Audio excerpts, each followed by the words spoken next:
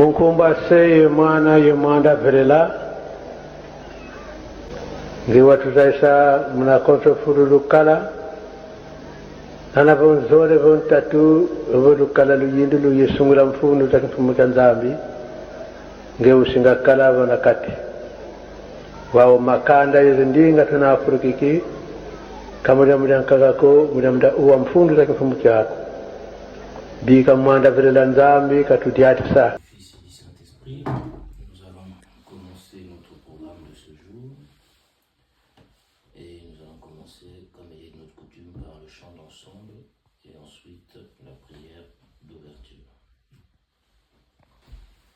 Au nom du Père, du Fils et du Saint-Esprit, nous allons prendre notre texte de ce jour dans Psaume 133. Donc, texte sur Psaume 133, si nous le prenons, nous lisons au nom du Père, du Fils et du Saint-Esprit. Cantique des degrés de David. Voici qu'il est agréable, qu'il est doux pour les frères de demeurer ensemble. C'est comme l'huile précieuse qui est répandue sur la tête, descend sur la barbe d'Aaron, qui descend sur le bord de ses vêtements. C'est comme la rosée de l'Hermon qui descend sur les montagnes de Sion, car c'est là que l'Éternel envoie la bénédiction, la vie pour l'éternité. Au nom du Père, du Fils et du Saint-Esprit. Amen. Nous allons passer au tour de chant. Na kombo tata mwana pe molimo santu tokomi na ntango tokotanga Exode. Donc tokozwa Exode 20 de 1 à 17. Ndenge tomesana soki tozwi tokotanga na kombo tata mwana pe molimo santu. Alors Dieu prononça toutes ces paroles en disant: Je suis l'Éternel ton Dieu qui t'ai fait sortir du pays d'Égypte, de la maison de servitude. Tu n'auras pas d'autre Dieu devant ma face. Tu ne te feras point d'image taillée, ni de représentation quelconque des choses qui sont en haut dans les cieux, qui sont en bas sur la terre et qui sont dans les eaux plus bas que la terre. Tu ne te prosterneras point devant elles et tu ne les serviras point, car moi l'Éternel ton Dieu, je suis un Dieu jaloux, qui punit l'iniquité des pères sur les enfants jusqu'à la 3e et la 4e génération de ceux qui me haïssent, et qui fait miséricorde jusqu'aux 9e génération à ceux qui m'aiment et qui gardent mes commandements. Tu ne prendras point le nom de l'Éternel ton Dieu en vain, car l'Éternel ne sera point impuni celui qui prendra son nom en vain. Souviens-toi du jour du repos pour le sanctifier, tu travailleras 6 jours et tu feras tout ton ouvrage. Mais le 7e jour est le jour du repos de l'Éternel ton Dieu. Tu ne feras aucun ouvrage, ni toi, ni ton fils, ni ta fille, ni ton serviteur, ni ta servante, ni ton bétail, ni l'étranger qui est dans tes pays. Car en 6 jours l'Éternel a fait les cieux, la terre et la mer et tout ce qui y est contenu, et il s'est reposé le 7e jour. C'est pourquoi l'Éternel a béni le jour du repos et l'a sanctifié. Honore ton père et ta mère, afin que tes jours se prolongent dans les pays que l'Éternel ton Dieu te donne. Tu ne tueras point, tu ne commettras point d'adultère, tu ne déroberas point, tu ne porteras point de faux témoignage contre ton prochain, tu ne combattras point la maison de ton prochain, tu ne convoiteras point la femme de ton prochain, ni son serviteur, ni sa servante, ni son bœuf, ni son âne, ni aucune chose qui appartient à ton prochain. Au nom du Père, du Fils et du Saint-Esprit. Amen. Nous allons passer donc à la prière des 3 personnes.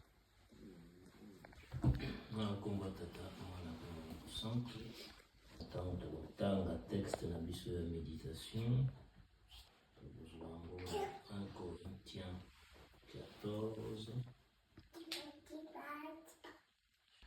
1 Corinthiens 14, verset 40.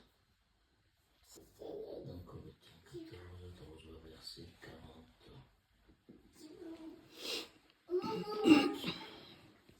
La verset 40 et le Bible. Mais que tout se fasse avec bienséance et avec ordre. Je répète, mais que tout se fasse avec bienséance et avec ordre. Wana na kumwa tata mwana pe molimo santo tosala. Kombo tata mwana pe molimo santo papa opesi biso opportunité tokoya kokutana lisusu na mokolo lelo na bolingo na yo. Yango papa tozongisi yo mokolo mingi papa ntina ete makambo ebele eleki na se peut-être papa oyo tokopartage lelo ekoka kopesa biso lisusu makasi tokoka koresiste tokoka kosala mosala na bino ya solo ngai naza kaka moto tosengi bongo kolata biso oyo ebima ezala kaka ya bino tozala kaka simple instrument mpe ekoka koprofite na biso nyonso na kombo ya tata mwana mpe molimo santo amen. Amen. Au nom du Père, du Fils et du Saint-Esprit, nous allions tous les deux le 11 janvier, au déjà l'année 2026. Oyo, ndenge papa alexera biso na kati ya le 6 avril oyo tozokende oyo tokoleka na RSI lisusu depuis un siècle ya papa Simon Kimbangu.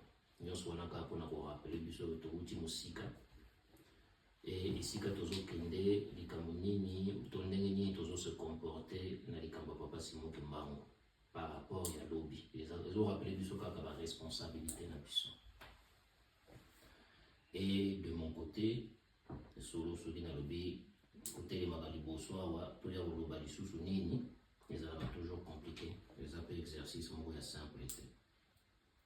Quelquefois il suffit kaka otali mokili ata inspiration eza lisusu te. Semaine dernière tozalaki awa dimanche à travers papa Gaspard papa Tony ye alobi na biso na motuna parmi makambo amemela biso na prédication tokomemela nini mpe tata nzambe mokolo suka donc nini tokoloba na ye ntango tokozwa motuna na biso et tomoni semaine ndenge eleki tout ce qui s'est passé tomoni du jour au lendemain la neige est tombée. La neige est tombée surtout en Île-de-France, en Bretagne, dans Boka Bandeko na biso kuna. Otalaka la télévision, les infos, bazolakisa bino esika bato bazotutana, plein de voitures qui font des accidents. De l'autre côté, ozomona autocar moko na nzela, baketutana zoki na poids lourd, soki 60 personnes na kati, moins de 10 morts baza na kati kuna bablessé ebele. Omoni moto mosusu azalaki na kati ya Uber bazomema ye na taxi esali dérapage ekokwea na kati ya mai ezalaki mpe tellement malili passager abiki chauffeur akufi eleki kaka na semaine oyo nsima tempête ebeti oyo esali badega na bandako ya bato esali barade marée nyonso wana to donc na ntango tozoya awa tokutani lisusu lakisika ya bolingo ya nzambe ekoki kaka kopesa biso makasi esengo mpe kosambela mpona bandeko oyo bakokaki koleka baetape wana nyonso te oyo ebongisamaki mokolo na bango ezala ndenge wana ya solo liwa eza likambo na biso nyonso tu kasi biso nyonso tu tokimaka na biso liwa pasi oyo bayokake moto mosusu akei asali 90 ans na se ya ntango mawe kosala na kati ya motema me omoni akei après des années na mbeto hôpital na maladie to na likambo ndenge na ndenge me age ekoki me moto oyo akekufa na accident to na likambo ya pasi to jeune en plus il faut rappeler biso kaka motuna oyo papa tunaki biso semaine dernière est-ce que toza prêt parce que toyebi te donc ezali grâce oyo bapesi biso lelo avantage makambo avi na biso eteyaka biso donc même dimanche il y a 2 semaines je pense nazalaki na Paris mama moko kaka tazotunanga papa esalisanga ko mwana lingo oyoka te na ndako toyebaka lisusu likambo koloba na bango te na biso mpe bagrand frère toloba tellement mingi donc toyebi nini koloba lisusu te inspiration eye kaka nabeteli kaka mwana lisolo ya mama moko azalaka mpe très dynamique na Paris kuna aza mama moko très gentil ya kimia mpenza na sagesse oyo nyonso tokomona epa ya moto nzambe adeside mokolo moko boye azwa ye mwana na ye ya suka alamuki na ntongo me mwana alamuki te donc soki nalobi natala en tant que papa Yves en tant que mondimi simple mais ntina nini nzambe alongoli ye mwana asali nini oyo likambo wana mituni okoyela ngai te papa Yves peut-être atango wana mpe peut-être célibataire mais tata Yves lelo akomi mpe papa lelo likambo wana ye na ye donc wana nde silence efandi nzoto ekomi malili nyonso tu mpona kolakisa ke satana kokozala nde na mokili asalela biso makambo mais moto atalaka ntango satana aza pembeni eza nzambe yango ngai eza personnel nalobaka ata bapapa batindi ngai pake na ndoki moko boye ezoli place nini nakei baplace bapesi ngai papa ivo nakozwa mpenza sani wana bakopesa ngai na kolia nazwi mpe lipa nakamoli sani ti nasuka na ye mpona nini parce que nayebi natindami epa nzambe fierté na ngai donc protection na ngai eza nzambe sikoyo nabanga ezondoki na likambo donc yango tozoloba tozongisi kaka epai ya nzambe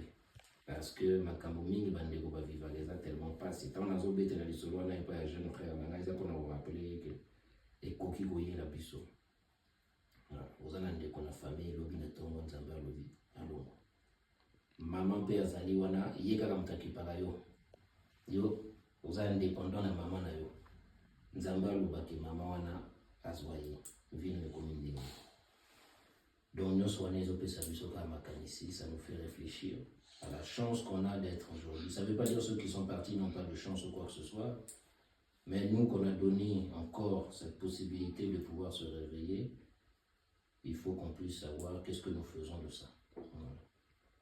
Eux aussi qui sont partis, c'est comme aussi une libération, puisqu'ils sont allés dans le pays de la joie, dans le pays de l'éternité. Nous, ils ont cette chance-là parce que nous sommes là pour penser à eux. Et nous, est-ce qu'on aura cette chance-là un jour qu'on pense à nous aussi? Donc, toutes ces questions-là, ça fait réfléchir quand on voit la semaine qu'on a passée. Et c'est pour ça qu'on a le psaume très connu, qui dit qu'il est heureux aux frères de pouvoir être ensemble. Donc aujourd'hui, on a cette chance-là à Dijon, cette joie de pouvoir se retrouver. Même si nous ne sommes pas tous au complet, nous représentons tout un chacun, parce que chacun a des occupations et puis le travail et tout ce qui suit. Mais aujourd'hui, si ce n'est pas nous, c'est eux qui vont nous représenter demain. Donc ce qui veut dire que notre équipe est là pour passer ce message. On pense donc à travers ça, Dieu va penser à nous pour toutes les personnes qui sont ici sur Dijon, sur la France, dans le monde entier.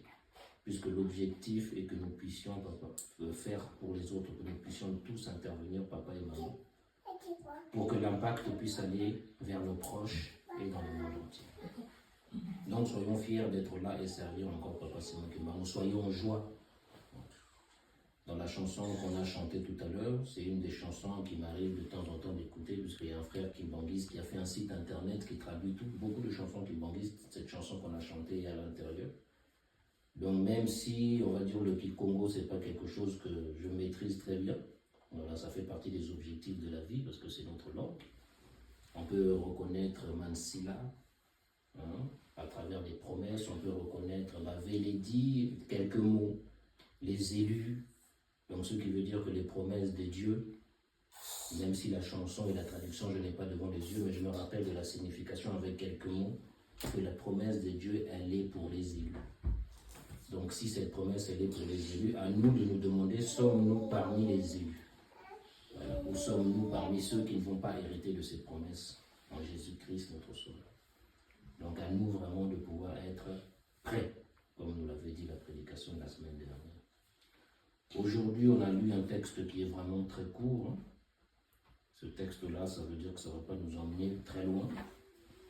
C'est juste nous rappeler qu'aujourd'hui, notre objectif, c'est quoi? Puisque beaucoup de gens sont partis. Maintenant, nous devons faire notre bilan. Nous en sommes où?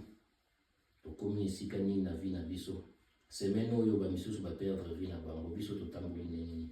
De l'autre, il va écouter un tatan Zambé. Pour ça, le bilan na biso. Pour la fin d'année. Tolobi, c'est maintenant Mobimba. Na Yesus liboso tatan Zambé.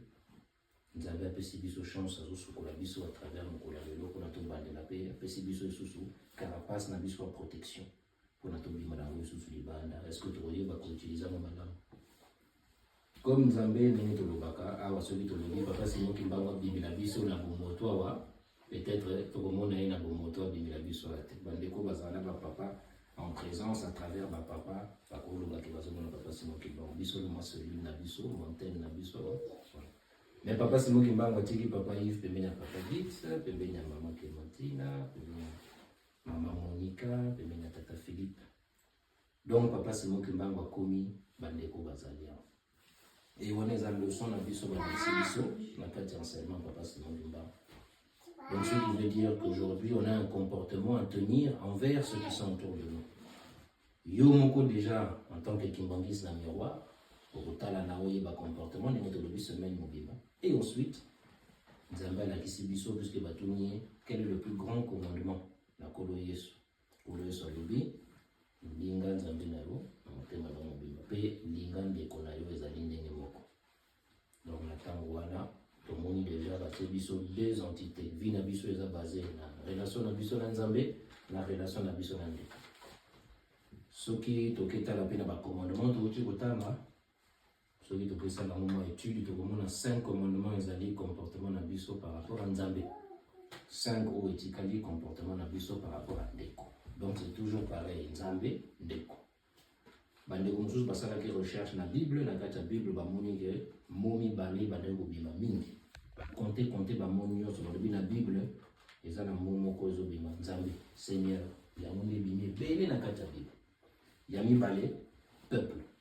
Donc ce qui veut dire encore peuple eza nani yonanga nzambe, donc relation na biso na nzambe.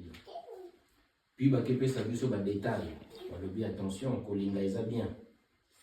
Mais ndenge nini yo koloba kozolinga moto ozomona te. Mais moto ozomona ozolinga ete. Donc ça vient en cohérence. C'est-à-dire nzambe azolakisa biso ke oui okoki pe kokosa. Donc biso ndenge tozala tokeba makambo mosusu tosalaka na etamboli na biso ekoki kobima epa tata nzambe tokokosa biso na biso okoki même kokosa nzambe okokoka na ote. Donc ce qui veut dire que nzambe azali na ba méthode na ye na soki tozokosa ye ou pas. Parce que yo olobi ke bolingo eza nini mpona yo papa Yves alingaka mama Monica c'est normal soki tokoloba azali mwasi na ye. Papa Yves akolingaka mama Clémentina c'est normal azali mama na biso. Mais est-ce que papa Yves akolinga mutu oyo ye aza na lien na ye te bolingo bandi wana.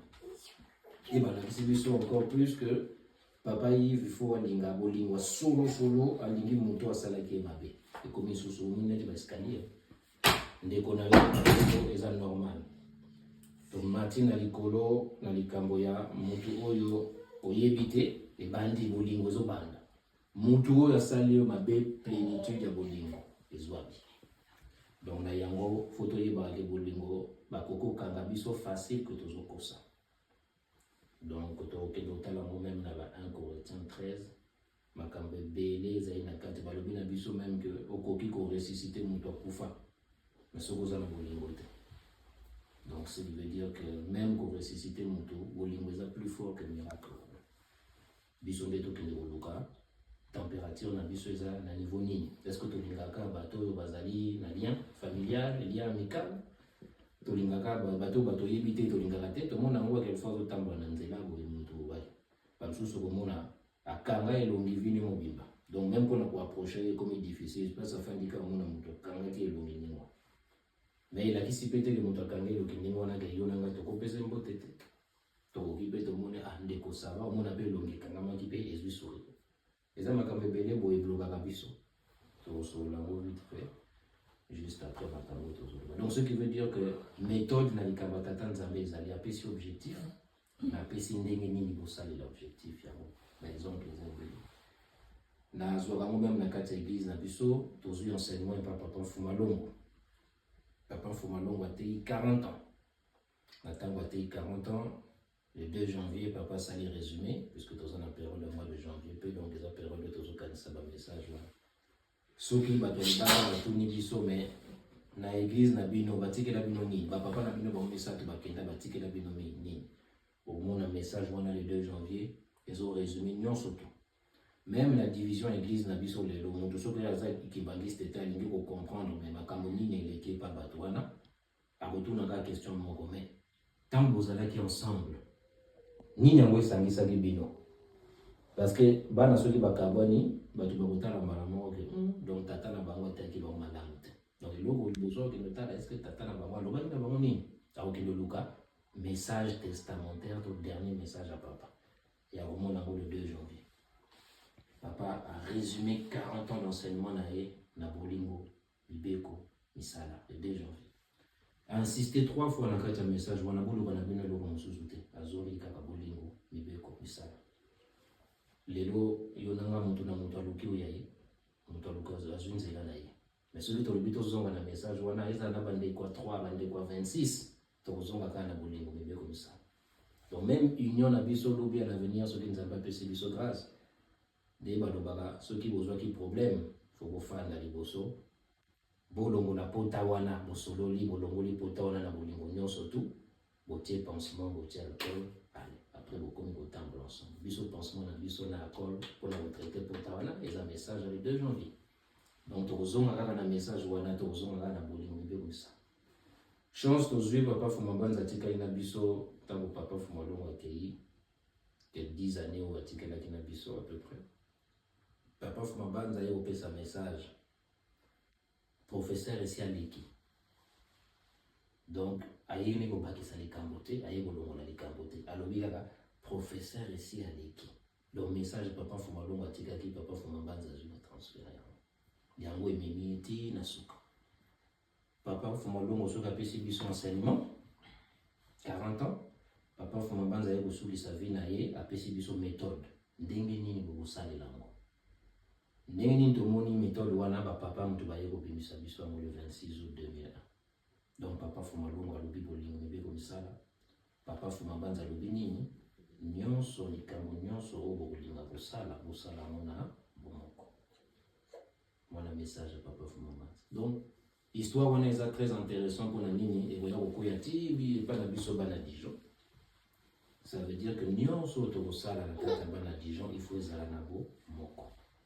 Enseignement to zuyango yango bater la biso tous les dimanches. Et ça les linango c'est pour les nini comment on va travailler ensemble.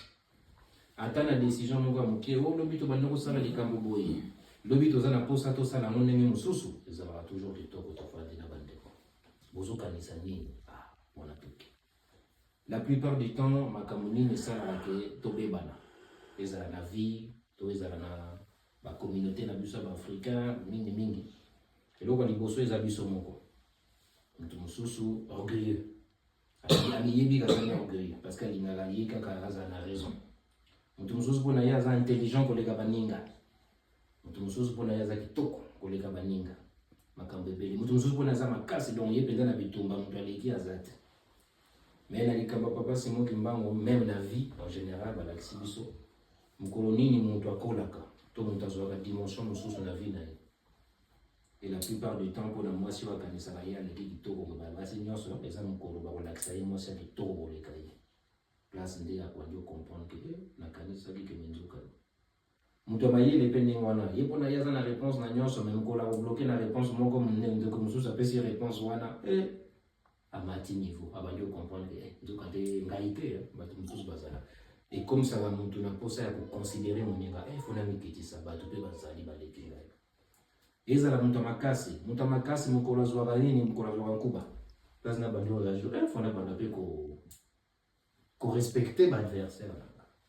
Donc ce qui veut dire que nzambazo la xabiso que l'humilité est important. Même jalousie ezaba tout ça va nanzoto donc ba sentiment na nyonso pour les alamais photo yeba ko maîtriser yango pour na to sala likabata tanzambe bitoko parce que après to kokuta na bandeko celui to bito tcha ki jalousie na biso ki orgueil na biso ni to ko na biso musikate nzamba sengi biso immunité to fandi to yokani na bomoko to kangi likambo to ke eza possible ni na mwesu se kabola biso na kati o mona ka bo kingani boya lingaki mama mo boye kalingaki tata mo boye baswani ni mwasi baswani ni mobali likabe bandaki libanda bayego mema na kata lingomba mukale bandaki na famille bandako na biso to yego mema na kata lingomba papa Simon Mbango azalaki na iloko wana te nini ndio kokotsa papa Simon Mbango na problème na biso donc nyonso wana pe ko yeba ko sala ba benga monini la part des choses yandako ya église ya musala oto ya ko kotisa papa Simon Mbango makambo na biso libanda te musuze uzala nini ye kaka mnabetela ki solo na ngai nazana sekele na ngaka me ye kaka mutayeba kyango menakeyo kango kuna seke ye kaka mutabimisa kyango wana pe baby to bebani parce que bimisa ke sekele zala ka mingi magambo kasi na tango wana responsable nani sekele wana nani alobaki no loba par exemple pona nini kuzonga nani na miroir te nani alobaki no beta sekele wana bomba donc ça dit mutafungola kinzela sekele wana ezayo siko likambi bandaki libanda na baseke boye kokotsa mona lingoma baba Simon. donc wana mpe eza makambo moko totia pembeni toyebake soki olingi te likambo nebima koloba te to soki omoni ke moto alebi alobeli yango yokela mawa aza na nzoto yo mpe okozala na nzoto peut-être mpe yo mpe so obimisa likambo moninga apesa yo makambo ndenge wana ndenge te koyisala biso soki tolekani toza mpe na virus moko niongo ozwa mbongo ya moto ozongisa te donc eleki nango baane 3 années baane voilà donc yango nalobaka quelquefois yo mpe kaka moto bandi ntango opesaki mbongo wana c'est vrai balobaki na ekozonga mais peut-être mpe kozonga te donc ntango opesi yango en tant que kimbangiste yeba kogere soki ezongi te parce que obingi neti chef d'entreprise voilà lekoya koblame moninga te to kokotisa papa Simon Kimbangu na kati ya makambo ya niongo oyo mpe azwi niongo fo ayebake 1 année 2 années 3 années fo azongisa parce que Nzambe alingaka niongo ya motu te yo mpe kozalaka na niongo ya motu te eza niongo donc eza travail des deux sens yo comprendre ndeko mpe à comprendre ainsi de suite eza neti papa mosusu tokutaka voyage moko ya mosika tozozonga boye tozomona papa wana fatigué presque miso akomolala na nzela mais bato ndeko mosusu mayeba mema motuka eza te ye kaka moto aza na permis parce que papa yango ntango tokutaka Belgique tozongaka ye ndako ne ezalaka na nzela akokoma kaka na Paris mais bato oyo wana baza wana fo bakita ti akitisa bango na Paris liboso après azonga 1 heure après na ndako na ye mais alekaka wana déjà bandeko mosusu na bolingo moko atalebi bonga sikoyo osala ndenge nini nazela wapi nazwa lisusu train epai ya kote na ye kuna nazonga ndako ndeko mosusu atalebi me tozongisa nani na bolingo nyonso to ndeko ndako ne yango eza mpe ndako ne kote na ye train ezalaka te train ezali azonga ndako na ye atiki biso na gare tozeli train na biso elingo koma nango 35 heures dans 30 minutes awa tomati tozongi ndeko aza fatigué miso ekomi bonini omona ntango tokotike ye moko azozonga wana asali accident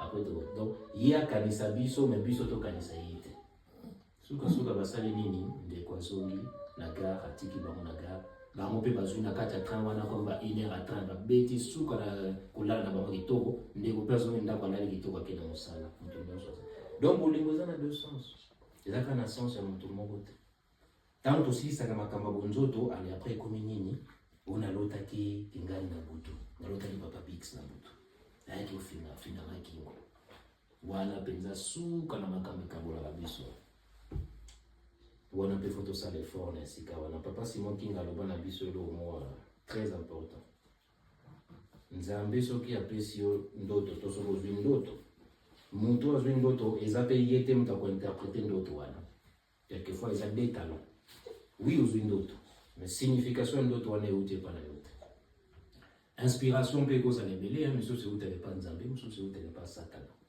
yango eza na biso te tointerprete bandoto okomona ndoto bapesi yo yango quelquefois okesambela te na libondeli otali likambo ezalaki nango ndenge mosusu mais est-ce que Nzambe soki atie papa Yves, papa Bix, mama Clémentine, mama biso nyonso esika moko est-ce que eza mpona tokanga bandoki awa soki tokoloba tokenda na mosika Nzambe asala te na bato ya extraordinaire soki papa Yves aza ndoki par exemple est-ce que Nzambe asalaka na bato extraordinaire te kolo Yesu aselimita par exemple motu démon akoti ye est-ce que kolo Yesu asundoli ye to alongoli démon wana donc soki kolo Yesu aza na capacité ya kolongola démon kimbangisi aza na capacité ya kolongola démon déjà première phase et deuxième phase ndenge oza wana oyo loti puisque tokoma ngai rataka te nasoki na loti ezalaka yango wana ekoki kozala eloko mosusu te non Nzambe mpe to Satana mpe kokonspire oyo likambo mabe mpona kaka kobebisa parce que amoni mosala Nzambe ezokende bien il faut atia likambo moko contre bato mpona abebisa mosala awa donc fo tozala soki Nzambe asangisi biso awawa eza na likambo ya ndoki te soki nini te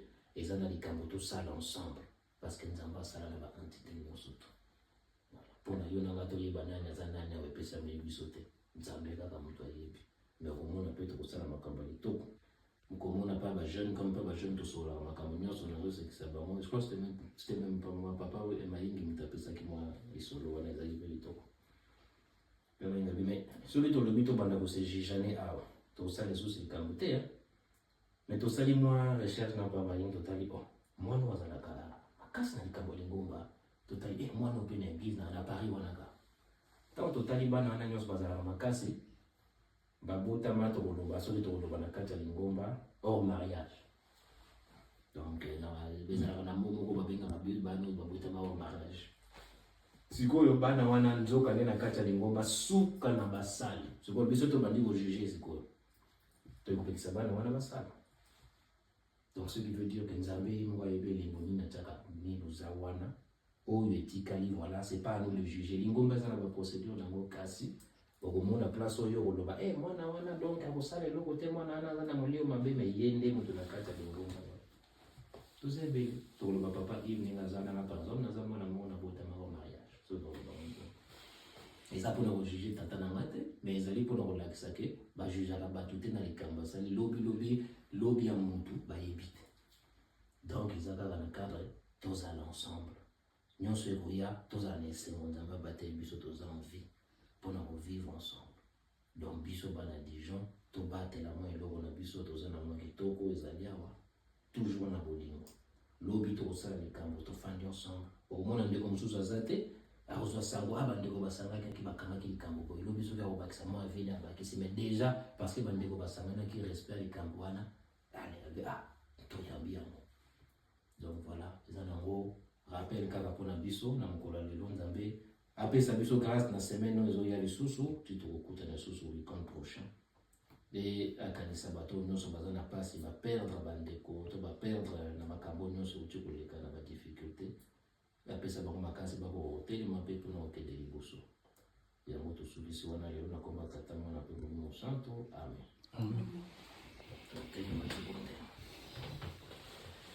Notre Père qui es aux cieux, que ton nom soit sanctifié, que ton nom vienne, que ta volonté soit faite sur la terre comme au ciel. Donne-nous notre pain de ce jour, pardonne-nous